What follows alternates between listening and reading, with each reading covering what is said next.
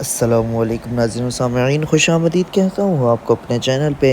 گزشتہ ویڈیوز میں ہم نے نبی کریم صلی اللہ علیہ وآلہ وسلم کی سیرہ مبارکہ میں نظر ڈالا اور دیکھا کہ کیسے نبی کریم صلی اللہ علیہ وآلہ وسلم جو جنگ بدر میں قیدیوں کو گرفتار کیا اور قید کیا تھا، ان کی رہائی کے بارے میں باتیں چل رہی تھی، اور ان کی رہائی کے بارے میں انہوں نے آج کافی قیدی جو رہا کیے کس بنا پر کیے، یہ سب بھی ہم نے دیکھا۔ تو چلیے اب آگے دیکھتے کہ آگے اس کے بعد کیا ہوا۔ اب حضرت عمیر رضی اللہ تعالیٰ عنہ نے عرض کیا، اے اللہ کے رسول، میں ہر وقت اس کوشش میں لگا رہتا تھا کہ اللہ کے اس نور کو بجھا دوں، اور جو لوگ اللہ کے دین کو قبول کر چکے ہیں انہیں خوب تکالیف پہنچاتا کروں، اور اب میری آپ سے درخواست ہے کہ آپ مجھے مکہ جانے کی اجازت دیں تاکہ وہاں کے لوگوں کو اللہ کی طرف بلاؤں اور اسلام کی دعوت دوں۔ ممکن ہے اللہ تعالیٰ انہیں ہدایت فرما دے۔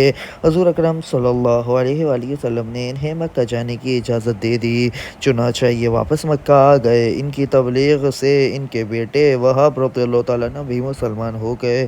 جب حضرت صفوان رضی اللہ تعالیٰ عنہ کو یہ اطلاع ملی کہ عمر رضی اللہ تعالیٰ عنہ مسلمان ہو گئے ہیں تو وہ بھونچکا رہ گئے اور قسم کھا لی اب کبھی عمیر سے نہیں بولیں گے۔ اپنے گھر والوں کو دین کی دعوت دینے کے بعد عمر رضی اللہ تعالیٰ عنہ صفوان رضی اللہ تعالیٰ عنہ کے پاس آئے اور کہا، اے صفوان، تم ہمارے سرداروں میں سے ایک سردار ہو، تمہیں معلوم ہے کہ ہم پتھروں کو پوجتے رہے ہیں اور ہم ان کے نام پر قربانیاں دیتے رہے ہیں، بھلا یہ بھی کوئی دین ہوا؟ میں گواہی دیتا ہوں کہ اللہ تعالیٰ کے سوا کوئی معبود نہیں، اور یہ کہ محمد صلی اللہ علیہ وآلہ وسلم اللہ کے رسول ہیں۔ ان کی یہ بات سن کر صفوان رضی اللہ تعالیٰ عنہ نے کوئی جواب نہ دیا۔ بعد میں فتح مکہ کے موقع پر عمر رضی اللہ تعالیٰ نے ان کے لیے امان طلب کی تھی اور پھر یہ بھی ایمان لے آئے تھے۔ ان کے اسلام لانے کا قصہ فتح مکہ کے موقع پر تفصیل سے آیا گیا ہے، انشاءاللہ۔ ان طرح قیدیوں میں نبی کریم صلی اللہ علیہ وآلہ وسلم کے چچا حضرت عباس رضی اللہ تعالیٰ عنہ بھی تھے۔ صحابہ کرام نے انہیں بہت سختی سے باندھ رکھا تھا، رسی کی سختی انہیں بہت تکلیف دے رہی تھی اور وہ کراہ رہے تھے۔ ان کی یہ تکلیف کی وجہ سے حضور اکرم صلی اللہ علیہ وسلم بھی تمام رات بے چین رہتے تھے۔ جب صحابہ کرام رضی اللہ تعالیٰ عنہم کو معلوم ہوا کہ حضور اکرم صلی اللہ علیہ وسلم اس کی وجہ سے بے چین ہیں تو فوراً حضرت عباس رضی اللہ تعالیٰ عنہ کی رسیاں ڈھیلی کر دیں، یہی نہیں باقی تمام قیدیوں کی رسیاں بھی ڈھیلی کر دیں۔ پھر انہوں نے اپنا فدیہ ادا کیا اور رہا ہوئے۔ اسی موقع پر حضرت عباس رضی اللہ تعالیٰ عنہ مسلمان بھی ہو گئے، مگر انہوں نے مکہ والوں سے اپنا مسلمان ہونا پوشیدہ رکھا۔ قیدیوں میں ایک قیدی ابو عزاح جمحی بھی تھے۔ ان سے حضور اکرم صلی اللہ علیہ وسلم سے التجا کی انہوں نے، اے اللہ کے رسول، میں بال بچوں والا آدمی ہوں اور خود بہت ضرورت مند ہوں، میں فدیہ نہیں ادا کر سکتا، مجھ پر رحم فرمائے۔ یہ شاعر تھا، مسلمانوں کے خلاف شعر لکھا کرتا تھا اور آپ صلی اللہ علیہ وآلہ وسلم کو اسی کے ذریعے سے تکلیف پہنچایا کرتا تھا۔ اس کے باوجود آپ صلی اللہ علیہ وآلہ وسلم نے اس کی درخواست منظور فرمائی اور بغیر فدیے کے اسے رہا کر دیا، البتہ اس سے وعدہ کیا کہ آئندہ وہ مسلمانوں کے خلاف اشعار نہیں لکھے گا۔ اس نے وعدہ کر لیا، لیکن رہا ہونے کے باوجود جب مکہ یہ پہنچا تو اس نے پھر اپنا کام شروع کر دیا، مسلمانوں کے خلاف اشعار لکھنے لگا۔ یہ مکہ کے مشرکوں سے کہا کرتا تھا، میں نے محمد پر جادو کر دیا تھا، اس لیے انہوں نے مجھے بغیر فدیے کے رہا کر دیا۔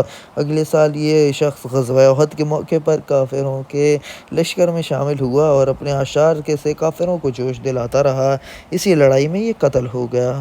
بدر کی فتح کے بعد یہ خبر شاہ حبشہ تک پہنچی تو وہ بہت خوش ہوئے۔ حضرت جعفر رضی اللہ تعالیٰ عنہ اور کچھ دوسرے مسلمان اس وقت تک حبشہ ہی میں تھے۔ شاہ حبشہ نے انہیں اپنے دربار میں بلا کر یہ خوشخبری سنائی۔ بدر کی لڑائی میں شریک ہونے والے صحابہ بدری کہلاتے تھے، انہیں بہت فضیلت حاصل ہے۔ حضرت ابو ہریرہ رضی اللہ تعالیٰ عنہ سے روایت ہے کہ حضرت صلی اللہ علیہ وآلہ وسلم ارشاد فرمایا کرتے تھے، اللہ تعالیٰ نے اصحاب بدر پر اپنا خاص فضل و کرم فرمایا ہے اور ان سے کہہ دیا ہے کہ جو چاہو کرو، میں تمہارے گناہ معاف کر چکا، یا یہ فرمایا کہ تمہارے لیے جنت واجب ہو چکی ہے۔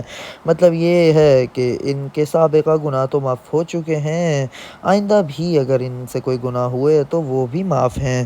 غزوہ بدر کے بعد آپ صلی اللہ علیہ وآلہ وسلم نے اپنی چھوٹی بیٹی حضرت فاطمہ رضی اللہ تعالیٰ عنہ کی شادی حضرت علی رضی اللہ تعالیٰ عنہ سے کر دی۔ شادی سے پہلے آپ صلی اللہ علیہ وآلہ وسلم نے حضرت فاطمہ رضی اللہ تعالیٰ عنہ سے پوچھا، بیٹی تمہارے چچا زاد بھائی علی رضی اللہ تعالیٰ عنہ کی طرف سے تمہارا رشتہ آیا ہے، تم اس بارے میں کیا کہتی ہو؟ حضرت فاطمہ رضی اللہ تعالیٰ عنہ خاموش رہیں، گویا انہوں نے کوئی اعتراض نہ کیا۔ تب حضور صلی اللہ علیہ وآلہ وسلم نے حضرت علی کو بلایا اور ان سے پوچھا، تمہارے پاس کیا کچھ ہے، یعنی شادی کے لیے کیا انتظام ہے؟ انہوں نے جواب دیا، میرے پاس صرف ایک گھوڑا اور ایک ذرہ ہے۔ یہ سن کر آپ صلی اللہ علیہ وآلہ وسلم نے ارشاد فرمایا، گھوڑا تو تمہارے لیے ضروری ہے، البتہ تم ذرہ کو فروخت کر دو۔ حضرت علی رضی اللہ تعالیٰ عنہ نے وہ ذرہ 480 درہم میں فروخت کر دی اور رقم لا کر آپ صلی اللہ علیہ وآلہ وسلم کی خدمت میں پیش کر دی۔ اس سلسلے میں ایک روایت یہ بھی ہے کہ جب حضرت عثمان رضی اللہ تعالیٰ عنہ کو پتہ چلا کہ شادی کے سلسلے میں حضرت علی اپنے ذرہ بیچ رہے ہیں تو انہوں نے فرمایا، یہ ذرہ اسلام کے شہسوار علی کی ہے، یہ ہرگز فروخت نہیں ہونی چاہیے۔ پھر انہوں نے حضرت علی رضی اللہ تعالیٰ عنہ کے غلام کو بلایا اور انہیں 400 درہم دیتے ہوئے کہا، یہ درہم اس ذرہ کے بدلے میں علی کو دے دیں۔ ساتھ ہی انہوں نے ذرہ بھی واپس کر دی۔ بہرحال اس طرح شادی کا خرچ پورا ہوا۔ حضور نبی کریم صلی اللہ علیہ وآلہ وسلم نے حضرت علی رضی اللہ تعالیٰ عنہ اور حضرت فاطمہ رضی اللہ تعالیٰ عنہ کے نکاح کا خطبہ پڑھا، پھر آپ صلی اللہ علیہ وآلہ وسلم نے دونوں کے لیے دعا فرمائی۔ غزوہ بدر کے بعد غزوہ بنی قینقاع پیش آیا۔ قینقاع یہودیوں کے ایک قبیلے کا نام تھا۔ یہودیوں میں یہ لوگ سب سے زیادہ جنگجو شمار ہوتے تھے۔ مدینہ منورہ میں آمد کے بعد نبی کریم صلی اللہ علیہ وآلہ وسلم نے یہودیوں سے صلح کا معاہدہ فرمایا۔ یہ معاہدہ میں طے ہوا تھا کہ یہ لوگ کبھی آپ صلی اللہ علیہ وآلہ وسلم کے مقابلے پر نہیں آئیں گے اور نہ آپ صلی اللہ علیہ وآلہ وسلم کے دشمنوں کی کوئی مدد کی جائے گی۔ ان کے ساتھ جن لوگوں سے معاہدہ ہوا ان میں یہ 3 قبیلے شامل تھے جو کہ بنی قینقاع، بنی قریظہ اور بنی نذیر تھے۔ معاہدے کی ایک شرط یہ تھی کہ اگر کوئی دشمن مسلمانوں پر حملہ کرے گا تو یہ تینوں قبیلے مسلمانوں کی پوری طرح مدد کریں گے، ان کا ہر طرح ساتھ دیں گے۔ لیکن ان لوگوں نے معاہدے کی خلاف ورزی کی۔ انہوں نے ایک مسلمان عورت سے بدتمیزی کی۔ ان کی بدتمیزی کو پاس سے گزرتے ہوئے ایک صحابی نے دیکھ لیا تھا۔ انہوں نے اس یہودی کو قتل کر دیا۔ یہ دیکھ کر محلے کے یہودی نے مل کر ان صحابی کو شہید کر دیا۔ اس خبر کے پھیلنے پر وہاں اور مسلمان جمع ہو گئے۔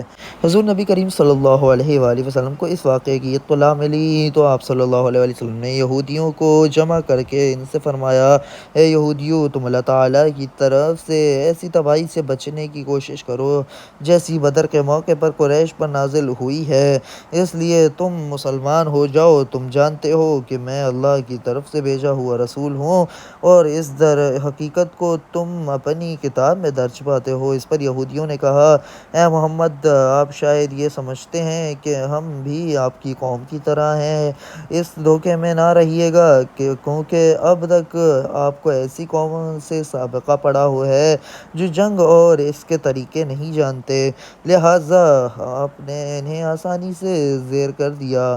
لیکن اگر آپ نے ہم سے جنگ کی تو خدا کی قسم آپ کو پتہ چل جائے گا کہ کیسے بہادروں سے پالا پڑا ہے۔ ان کے یہ الفاظ کہنے کی دراصل وجہ یہ تھی کہ یہ لوگ جنگجو اور عسکری فنون کے بہت ماہر تھے، پھر یہودیوں میں سب سے زیادہ دولت مند تھے، ہر قسم کا بہترین اسلحہ ان کے پاس تھا، ان کے قلعے بھی بہت مضبوط تھے۔ ان کے الفاظ پر اللہ تعالیٰ نے طرف سے سورہ آل عمران کی آیت نازل ہوئی، اے نبی، آپ ان سے کہہ دیجئے کہ بہت جلد تم مسلمانوں کے ہاتھوں شکست کھاؤ گے اور آخرت میں جہنم کی طرف جمع کر کے لے جائے جاؤ گے، اور وہ جہنم بہت برا ٹھکانہ ہے۔ اس دھمکی کے بعد بنی قینقاع قلعہ بند ہو گیا ہے۔ حضرت صلی اللہ علیہ وآلہ وسلم اپنے صحابہ کرام رضوان اللہ تعالی اجمعین کے ساتھ ان کے قلعوں کی طرف روانہ ہوئے۔ آپ صلی اللہ علیہ وآلہ وسلم کا پرچم اس غزوہ میں سفید رنگ کا تھا اور حضرت حمزہ رضی اللہ تعالیٰ عنہ کے ہاتھ میں تھا۔ ان کے قلعوں میں طرف روانہ ہونے سے پہلے آپ صلی اللہ علیہ وآلہ وسلم نے حضرت ابو لبابہ رضی اللہ تعالیٰ عنہ کو مدینہ منورہ میں اپنا قائم مقام بنا کر مقرر فرمایا۔ آپ صلی اللہ علیہ وآلہ وسلم نے یہودی بستیوں کا محاصرہ کر لیا۔ یہ محاصرہ بہت سخت تھا، 15 دن تک جاری رہا۔ آخر اللہ تعالیٰ نے ان یہودیوں کے دلوں میں مسلمانوں کا رعب طاری کر دیا۔ وہ اس محاصرے سے تنگ آ گئے۔ حالانکہ ان یہودیوں میں اس وقت تقریباً 700 جنگجو تھے۔ اب انہوں نے درخواست کی کہ ہم یہاں سے نکل کر جانے کے لیے تیار ہیں، شرط یہ ہے کہ انہیں نکل جانے کا راستہ دے دیا جائے، اس صورت میں وہ یہاں سے ہمیشہ کے لیے چلے جائیں گے۔ ساتھ ہی انہوں نے کہا کہ ہمارے ساتھ ہماری عورتیں اور بچوں کو بھی جانے دیا جائے، مال و دولت اور ہتھیار وغیرہ وہ یہیں چھوڑ جائیں گے۔ حضور اکرم صلی اللہ علیہ وآلہ وسلم نے ان کی یہ بات منظور فرما لی اور انہیں نکل جانے کا راستہ دے دیا۔ اس طرح مسلمانوں کے ہاتھ بے تحاشا مال غنیمت آیا۔ یہودیوں کو مدینہ منورہ سے نکل جانے کے لیے 3 دن کی مہلت دی گئی۔ یہ لوگ وہاں سے نکل کر ملک شام کی ایک بستی میں جا بسے۔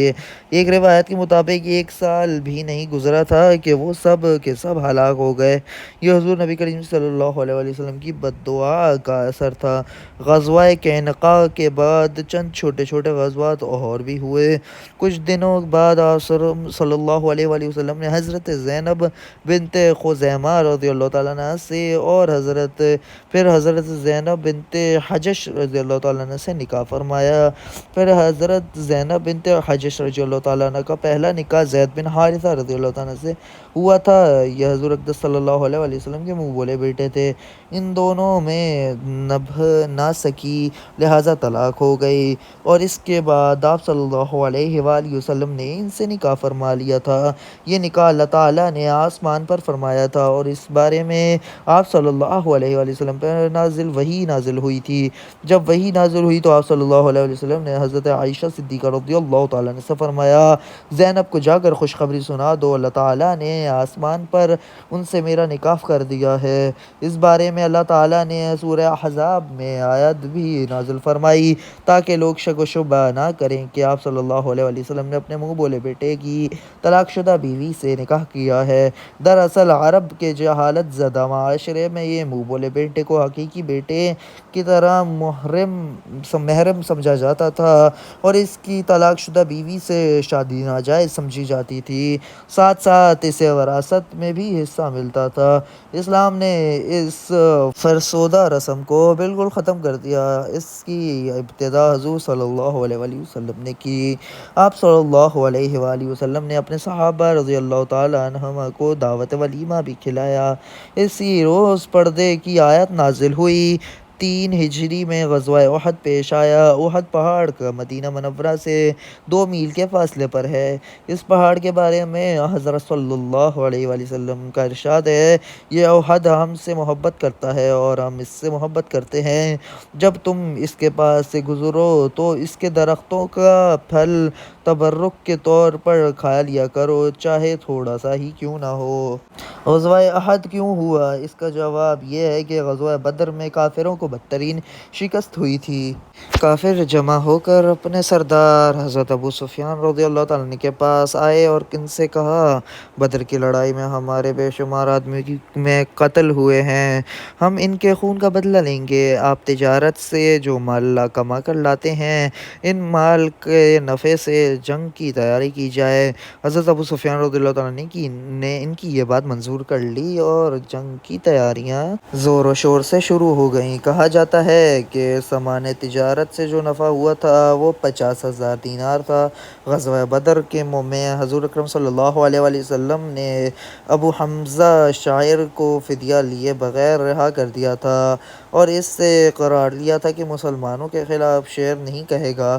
اب جب جنگ کی تیاریاں شروع شروع ہوئیں تو لوگوں نے اس سے کہا تو ہم اپنے اشعار سے جوش پیدا کرو ہمارے درمیان۔ پہلے ابو تو حمزہ نے انکار کر دیا، لیکن کیونکہ وہ حضور صلی اللہ علیہ وسلم کے سامنے وعدہ کر کے آیا تھا، لیکن پھر وعدہ خلافی پر اتر آیا اور شعر پڑھنے لگ گیا۔ آخر قریشی لشکر مکہ معظمہ سے نکلا اور مدینہ منورہ کی طرف روانہ ہوا۔ قریش کے لشکر میں عورتیں بھی تھیں۔ عورتیں بدر میں مارے جانے والوں کا نوحہ کرتی جاتی تھیں، اس طرح یہ اپنے مردوں میں جوش پیدا کر رہی تھیں، انہیں شکست کھانے یا میدان جنگ سے بھاگ جانے پر شرم دلانے والی تھیں۔ قریش کی جنگی تیاریوں کی اطلاع حضور صلی اللہ علیہ وآلہ وسلم کے چچا حضرت عباس رضی اللہ تعالیٰ عنہ نے بھیجی۔ انہوں نے یہ اطلاع یہ خط کے ذریعے بھیجی۔ خط لے جانے والے نے 3 دن رات مسلسل سفر کیا اور یہ خط آپ صلی اللہ علیہ وآلہ وسلم تک پہنچایا۔ آپ صلی اللہ علیہ وآلہ وسلم نے اس وقت قبا کے مقام پر تھے۔ اب اس کے بعد کیا ہوا اور غزوہ احد کس طرح شروع ہوئی اور کیا کیا اس میں پریشانیاں بھی آئی اور مشکلات درپیش ہوئی اور جنگ کے تمام حالات اور غزوہ میں کیا کیا ہوا، اس کے لیے لائک شیئر سبسکرائب کمنٹ اور فالو بھی کیجیے گا۔ انشاءاللہ نیکسٹ ویڈیو کے لیے جزاک اللہ الخیر۔